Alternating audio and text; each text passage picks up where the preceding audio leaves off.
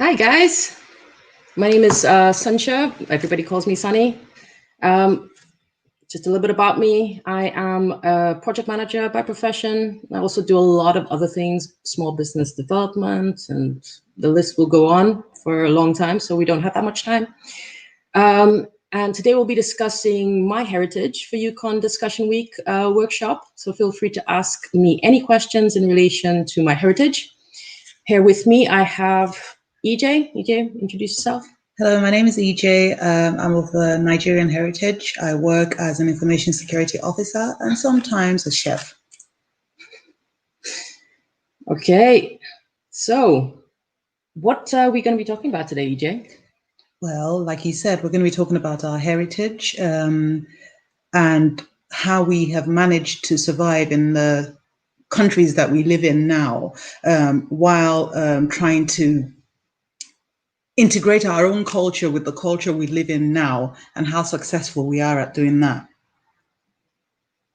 Well, I am St. Lucian. I am from a small island in the Caribbean, from a small village in a small island in the Caribbean.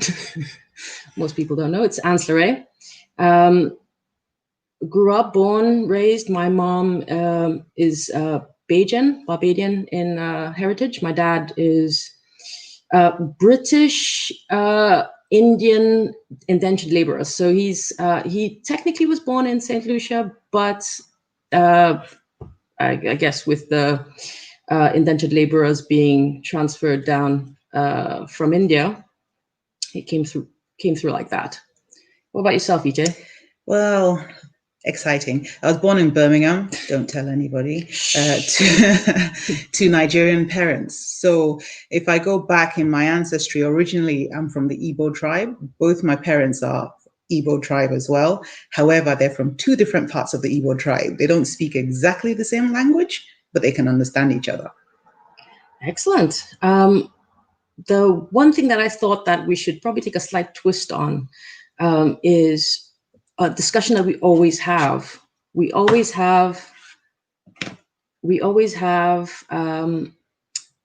our talks on transatlantic and how that slave trade thing always worked out.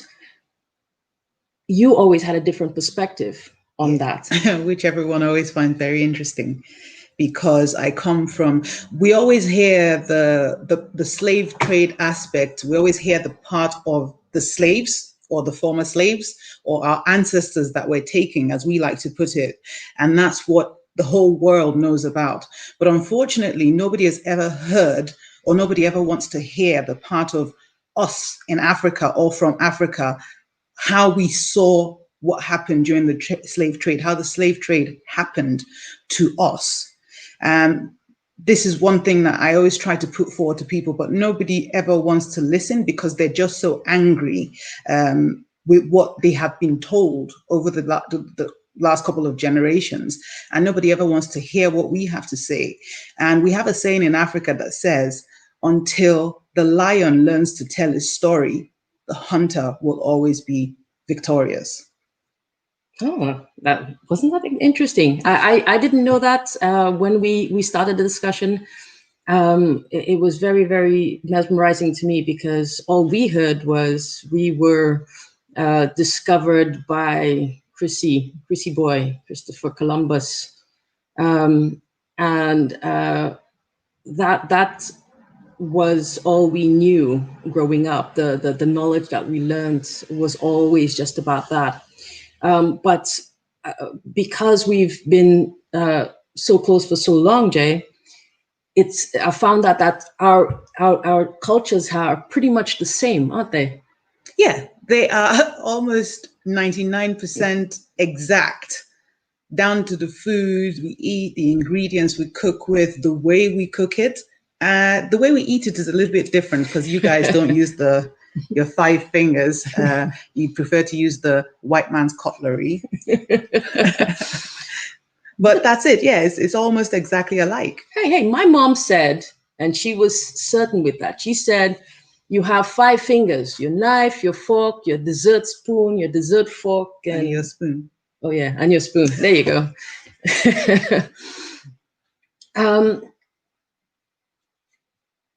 So about that traditional upbringing, like my traditional upbringing, I grew up, like I said, really, really in a small village. I was well, they call us a shabin, but in my case, I was a shabin coolie, which is a light-skinned Indian, half Indian person.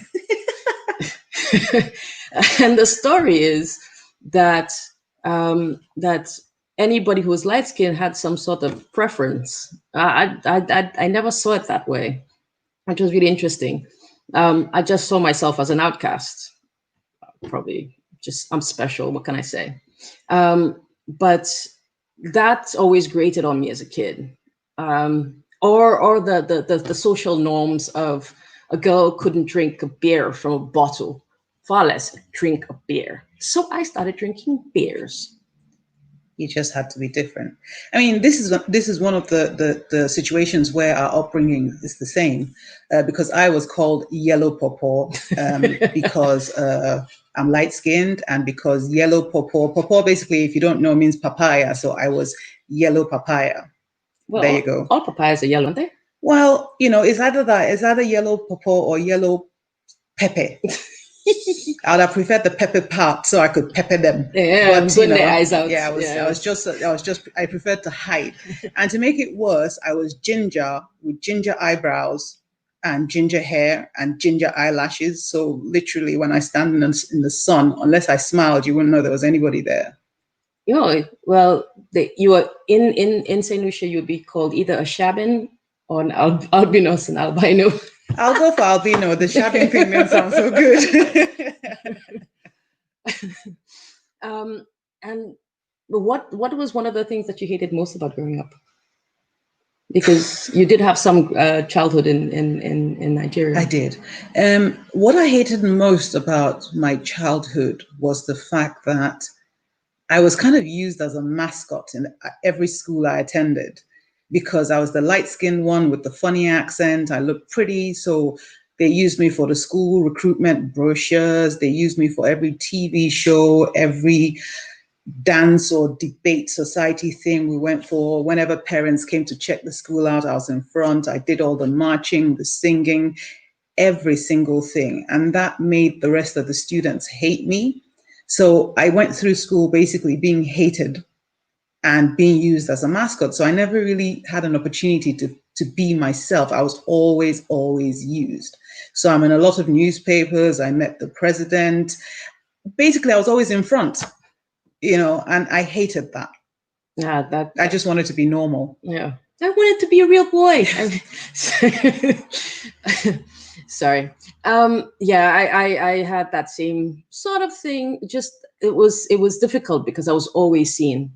And so when I came to the UK, I wanted to be invisible. Yeah. Because it was annoying being seen so much. Yeah, same here. I remember when I went back home for the first time after a long time, and I got off the plane, and within 5 minutes, somebody's yelling my name. I'm like, how on earth did you recognize me? I still have the smell of England on me. I call it a defrost smell. And so we have another question, which was, what did you love most about your traditional upbringing? I loved a lot. I had everything as a kid. I'm not even going to lie. So because before tourism picked up, we only had agriculture. And so it was exciting, singing and dancing in the rain, playing rounders in the rain, playing football, cricket.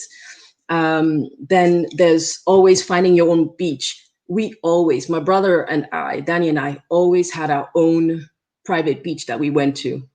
We even had where we would construct our little lair when we were hiding away from everybody. Can I ask you a question? Yes. Since we're going traditional, can you tell us what your affiliation was with the coal pot, or that bread you used to tell me about that guy used to bake for you, or the meals you used to cook on the beach, or just basically St. Lucian food like souse? No, I love souse. Okay, so across the road from me was the baker. Every morning, every morning. He's even sometimes used to put letter S on it to make sure that it was mine, and then he'll shout my name out. And it's a traditional oven, not those ones made out of brick, like a pizza oven, what they look like a pizza oven in Europe, but out of brick and clay. And when the bread came out of that was like nice, and you put some butter on that. Why? That was good. Okay, but what's your favorite St. Lucian dish? I have all my St. Lucian dish. Well, technically, my favorite will always be what my mom's favorite meal for me would be is flying fish, and flying fish where she used to debone it and put the tail in the mouth, and then put it on some green bananas in a broth. Oh my God, that tastes so good. You are not going to believe this, but that's how we make fish as well. We debone it, then we take the tail and put it in its mouth, and then we smoke it. Oh, well, you smoke it, we eat it nice. Now, for me, what I loved most about my traditional upbringing in Nigeria was the food. I look at everything from the point of food, because I think food is what brings anybody and everybody together. I loved the fact that I got to learn about my culture, the stories, the history, to find out where my grandfather was buried, when my dad used to tell us about his upbringing and how it was, and to be able to go to the house he grew up in and to see all of that. Now, my favorite Nigerian meal is egusi soup, which is kind of melon, which is fried in some melon seeds. Melon seed, thank you. Fried in some oil with spinach and other kind of leafy vegetables, with a lot of meat or fish, or just vegetarian if you like it that way, with something called, we call it akpu, but basically it's boiled and pounded cassava, and it forms into a ball. That's my favorite dish. We have a lot of things that we make with cassava. See, there you go. There's a cassava bread that there was this guy, I can never remember his name, but he always had this this cassava bread that he used to make for us. That was amazing, and they used to make all that kind of cool stuff with cassava. Can't remember what though. I just remember eating a lot as a kid. Like, my mom was an amazing cook. She made some killer oxtail. She makes some killer pigtail. She makes some nice sauce. The best sauce on the planet was my mom who made that. I make the second best, right? Second best. You do pretty well. You give some solutions a run for their money for that one. I'm not even gonna lie. Okay, now somebody's asking, Ino is asking, how has your heritage upbringing into your UK lifestyle, cooking, and the transition into your UK lifestyle? My heritage, for me, it wasn't too difficult, because by the time I was born, there was already a Nigerian diaspora living in the UK. But for my mom, she got to the UK when she was 16. And according to my father, she couldn't find anything to eat, and she began to lose a lot of weight. He couldn't find her anything to eat. And he said it took him almost a year and a half to realize that there was chicken, there was beef, there was tomatoes, there was rice, and there were seasonings. So prior to that, her father, who was a sailor, used to always stop off at Liverpool and come and see her and bring her like a survival package. And that's the only thing she ate. But for us now, I mean, come on, I can get cow's intestines in the middle of Peckham. I can order it online. So for me, life is really easy now. But for my mom and my dad, they had to sacrifice a lot and eat some very weird, bland, beige food.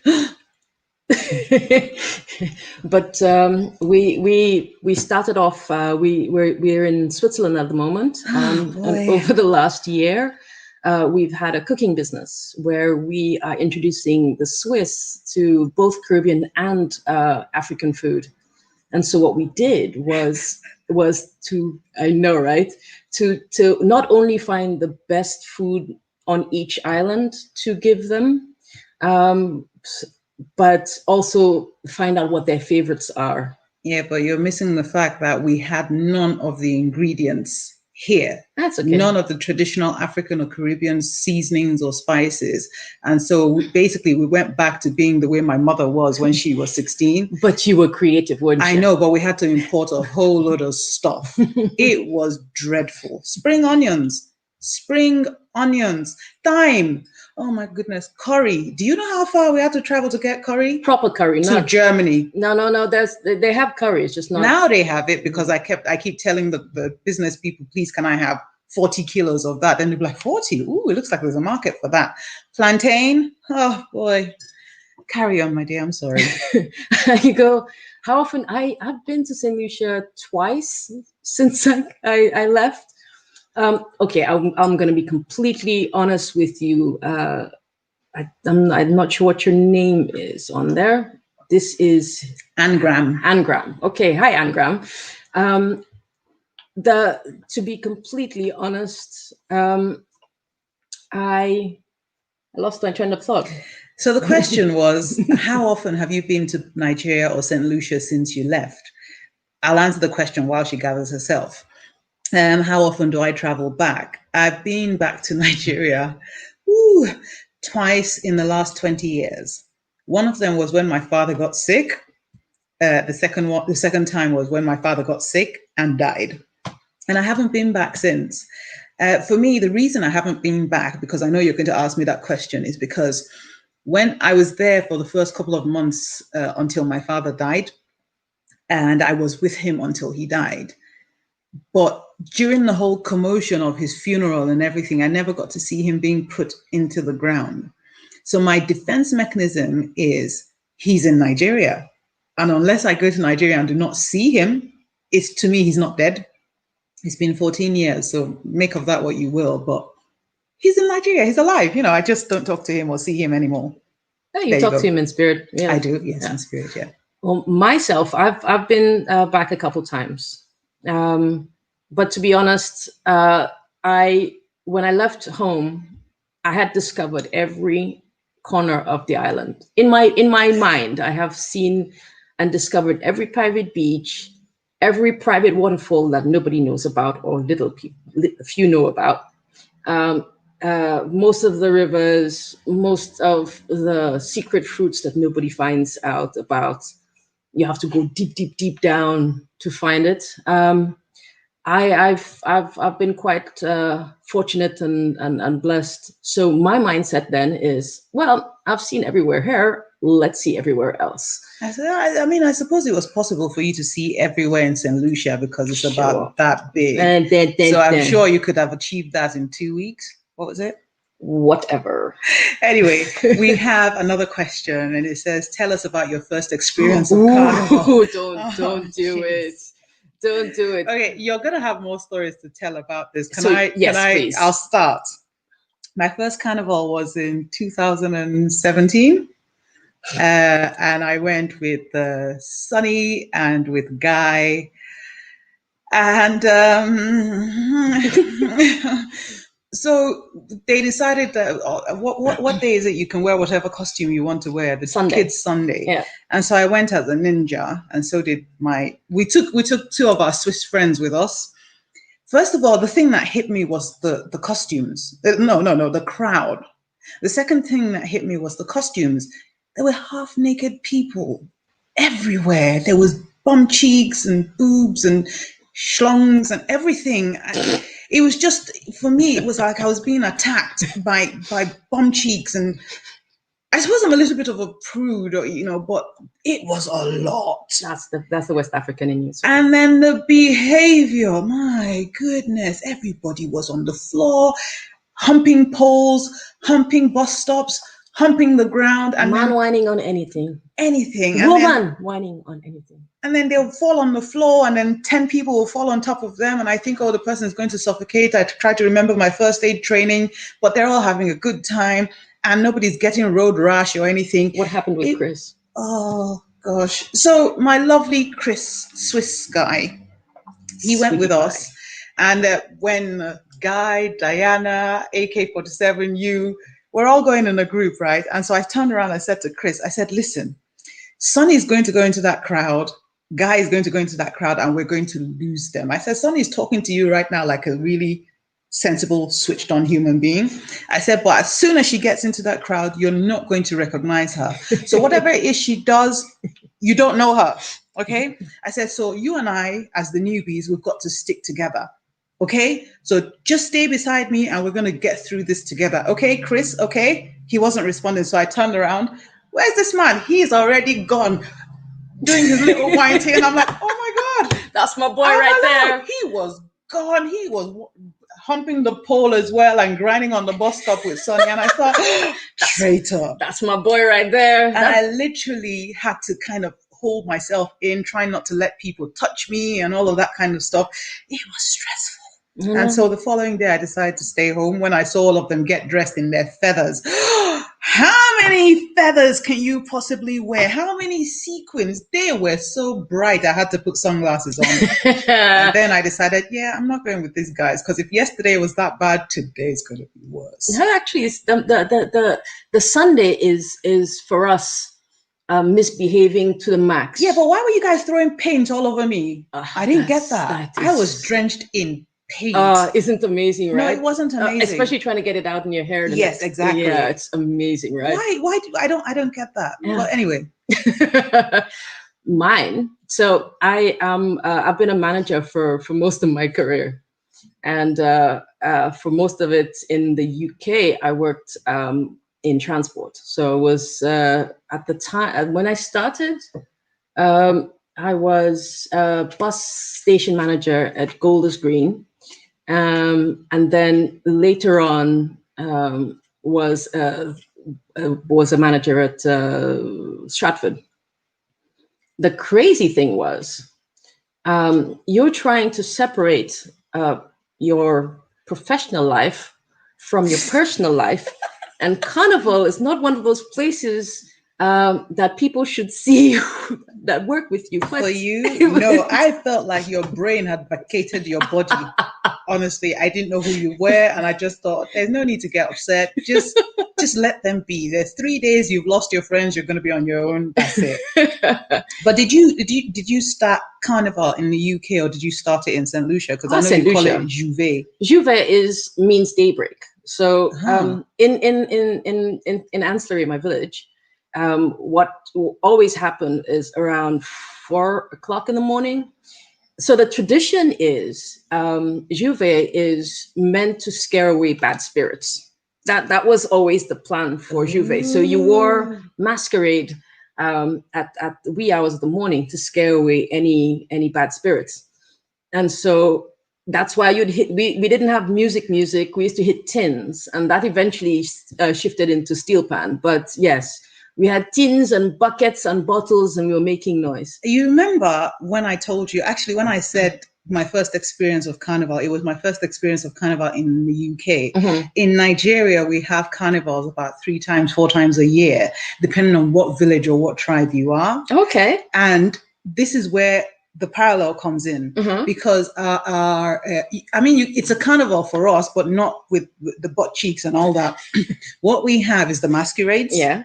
Where the people dress up as proper scary masquerades and chase people around. There's the drumming, the dancing. There's days and days and days of celebrations. Mm-hmm. So that's where, and people get drunk, people get high, people do all sorts of crazy things. Mm-hmm. So that's another parallel that we have. And it usually starts at 4 o'clock in the morning. Mm-hmm.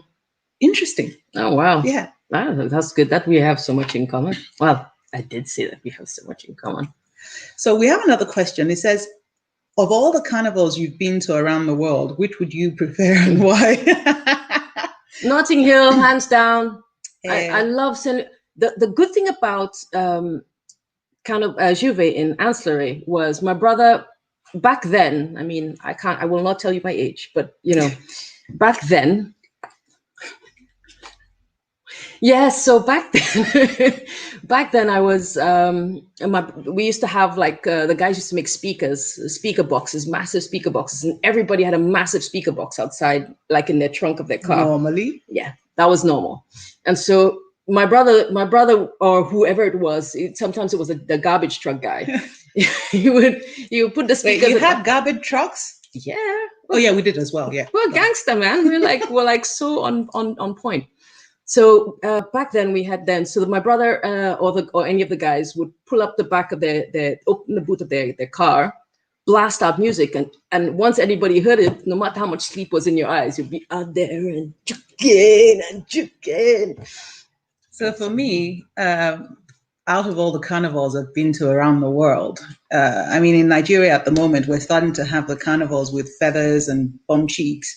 But for me, to be the ones in my village, because for us, a carnival was the New Yam Festival, the Full Moon Festival, the Festival of the Earth. We have loads of festivals. So I would say it would be the ones in Nigeria, in my village, in my particular tribe, because for me, compared to the ones in, say, like Notting Hill, which is the only other one I've been to, it's a lot more tame. I mean, we wear our fabric and there's no butt cheeks for now. But what is the reason that you like it? Is it because it has a significance, like a...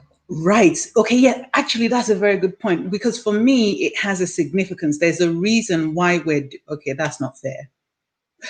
I'll just carry on saying it, but for me, it's because it has a significance. There's a reason why we're doing this carnival. It's for the celebration of the new yam, or it's for the celebration of, to remember your spirits, your ancestors, or just to thank the Mother Earth for providing us with a good harvest this season, if you know what I mean.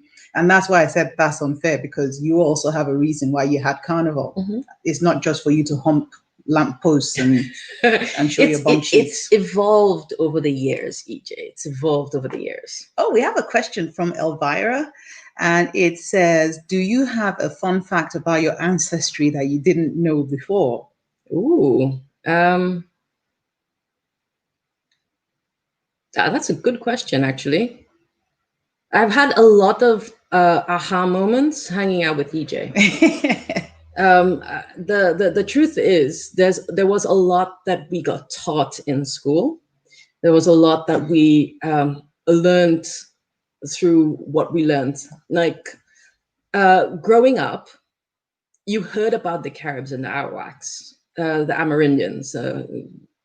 And if you don't know, they were the American Indians that the traditional, the original discoverers of the islands. So they were the ones, the initial inhabitants.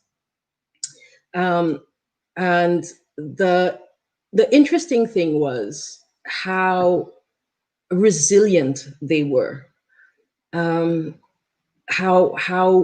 much stronger they were in standing up for what they believed in. And also, it was interesting also to find out that the Arawaks are more I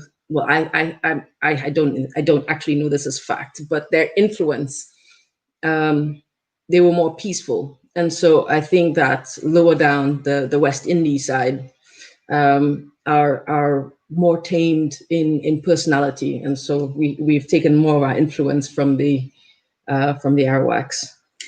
Okay, same question for me. One of the things that I have learned is that my ancestry is not different from your ancestry, because your ancestry is my ancestry, mm-hmm. right? And one of the things that I found absolutely astounding was when we were trying to find the seasonings and spices to recreate the Caribbean and African dishes here in Switzerland, was that, for example, with the jerk spices, the jerk seasonings, when you put the nutmeg, the cloves, the nutmegs, I was really trying hard to create a version of Nigerian barbecue, which we call suya. It's West African, but I'll claim it as Nigerian for now. And I got to find out that most of the ingredients for suya, which were the traditional spices we find in Nigeria, tasted almost exactly or similar to the jerk spices. Yeah. And that blew my mind, because then it occurred to me that when the slaves were taken, they were trying to recreate their own traditional foods. And so what they did was they found the herbs and the spices that closely resembled the taste and smells of the foods they used to have in Africa. And that's how it came about that they had the jerk seasoning and all the traditional spices you use in the Caribbean. That blew my mind. Yeah, that was really interesting. That blew my mind. And then the second thing is this, which I found absolutely heartwarming, was in Nigeria, I'm always going to say Nigeria because that's my only frame of reference at the minute, is that you don't, you come to people's houses. And when you come to people's houses, the door is open. Come in, you have to eat. That's the thing. We feed you. Our doors are open. Just come, and if there's food, you eat. If there's no food, we'll tell you there's no food. And if you have food at your house, you go bring it. We shared everything. And then when Sonny said to me, look, it was the same thing. You don't go to somebody's house and not be fed or watered, you know? And when I heard that, I thought, you see, those are the little things that our ancestors used to do that we have carried on for generations. Now we don't even know why we do it because it's just normal. Yeah. But if you think about it, you know, but that's what we do. We also used food for a lot of reasons, and food was a way of keeping the peace, making peace. Yeah, to get people together. For us, it was rum too. Like I don't know any ours was palm wine. Yeah. I don't know any Saint Lucian that will. They if they really really like you, they'll share their food. Yeah. Otherwise, if you just Oibo as the white man. I mean, in Nigeria, we still have a saying that says, if you eat my salt and my oil, my palm oil and my salt, you cannot harm me. And that's one of the reasons why you always have to eat when you go to a person's house, because as long as you've eaten my pepper and my salt and my oil, there's nothing you can do to harm me, you know? That's and mainly what I admire most about our ancestors, yours, mine, ours, is their strength. Yeah, they're very their strength, their mental strength. My imagine goodness, what they had to go through just to get there. Had to go. I mean, look at us in England and Switzerland. We're still fighting to maintain the traditions that we have. Theirs, where they were trying to obliterate it. You know, so that's it. Their strength. Yeah, that is amazing. But yeah, I mean, you notice that in Notting Hill these days, there's even a Nigerian section, and there should be. There's everybody has their display. Separation is over. Them trying to keep us apart is over. Yeah. And so we have another question which says, do you think there should be more displays of traditional masks in Notting Hill without Carnival? a doubt. Absolutely. Yeah. Absolutely. Because for the last 200, 300, 400, 500 years, we have been kept apart. The Africans, the Caribbeans, all the islands of the Caribbean, all the countries in Africa are being kept apart by lies. Yeah. By lies, and they keep us apart, and we believe whatever lies they've told us instead of listening to each other. And so we're always separate. It's time to get divide together. And conquer. Now we have to come together, pull in our resources and our strength, that strength that we have, and kick out their lies. You know, so yes, there should be more. And we stand strong together. Eno has asked the question: future retirement, UK or heritage lands? Heritage land. Oh boy. I'm moving back to St. Lucia. You know, the Africans are really going to kick me here, but it's going to have to be the UK or St. Lucia. Yeah, St. Lucia is worth it. I'm telling you. I have my reasons because it's one of those things where if you've left the country for such a long time, you are no longer from that country. Even when you go back to the country, you're a foreigner and they treat you as such. Yeah. And that's my reason. And because St. Lucia is smaller, I can literally ride my bicycle around the island. Yeah. Keep fit. Too much. So there's Mill's tourist guide asked, what advice would you give to the young up and coming Black chefs? Ooh. Keep cooking. People need to taste the food and make sure that it has love. If you're going to cook for people, they have to be able to taste and feel what you're giving. They need to be able to experience you and your tradition and and who you are through your food. And that's what we've noticed. People feel the love that we put in our food. People can taste it. And that's why we tend to have such a strong following for our food. I'm going to go deeper with that. I'm going to say that, again, it's one of those things that divide us. For the young chefs, let us remove that division. Let us try and break it down. Go and find out what other Black people eat, how they season their food, how they spice their food, how they eat their food, how they pair their food together. Because like we've said several times, food is a way to make peace. Yeah. Food is a way to celebrate our cultures. Food is a way to pull people who think they're strangers back in. Food is a massive icebreaker. So if you go and you find out the way I have done over the last couple of years, that Our cooking is similar. Our spices are the same. Our vegetables, everything is the same. It opens an entirely new world of culinary delights. And make sure you work on your presentation. That was a key for us. That was a key learning curve for us. How food looks, because for you to be able to serve a wider public, for Black chefs, it's about presentation. You can't have brown food, only brown and beige food on the plate. Make sure it has color, make sure it looks beautiful, make sure they eat with their eyes and then with their stomachs, and love every minute of the experience. Learn how to carve tomatoes and avocados and cucumbers and make the plate look pretty, that kind of stuff. Just put color in your plate. You know, you guys are going to be fantastic. That's all I'm going to say. You got it. Yeah. Do it. And just make sure you do it in love. And once you do it with love, that's it. Now, the final question we have is, what would you advise young people about education? Ooh. I love to learn. I'm not even going to lie. I spend most of my life learning. I'm not one of those people that have a true calling of any sort. My true calling is to love and to love abundantly. That's my true calling in life. The physical of what you do is for me is irrelevant, but the learning of different skill sets and making sure that you learn to a level that you can add value to those around you, and to be able to enlighten and enrich those around you. That an educated person is vital for life. So for me, I'm going to go a little bit deeper. You know me by now.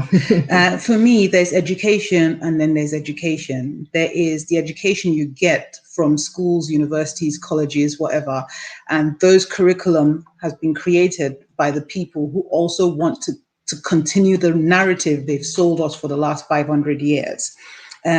So yes, get the traditional education, but also find out other things about other people, other tribes. Go deeper.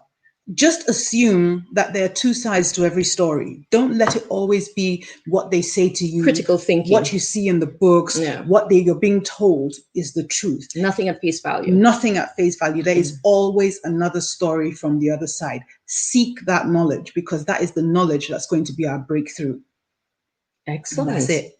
Well, I think that we've filled them with a lot of info. You sure? Oh yeah. And one last thing, I like to educate people, because when I first started with my cooking and my storytelling, because I'm an African storyteller. I'm an African storyteller. She tells Caribbean stories too. I tell Caribbean stories. I just call it African storytelling because it attracts people quicker. And what I do is I try to use our traditional stories, which is our heritage and our ancestry, to teach people about us, or to remind them about us, which is what our stories are supposed to be for. They're supposed to remind us of how to be human. They're supposed to remind us about being our brother's keepers. They're supposed to remind us to love, but ultimately they remind us that we are all one. And that's what I do. I take pride in educating people who do not know. I like people to ask me questions. I like them to ask me why I wear weave, or why I braid my hair, or why I can't leave my hair. They want to touch my hair, let them touch it. And I always let them know that no matter what question you ask me about myself or about Black people is going to be offensive to me, because I believe strongly that education is what's going to help us at least create a wave of some sort. An openness. An openness, Excellent. And that's it. Well, guys, really, really thank you for allowing us to share with you our experience today. It's been amazing. Thank you to UKON Careers for allowing us to talk to you this week. It's heartfelt that you've wanted to engage with us. Really appreciate it, to all those who are listening. And thank you for tuning in. I'm sure there are loads more amazing speakers as well coming up.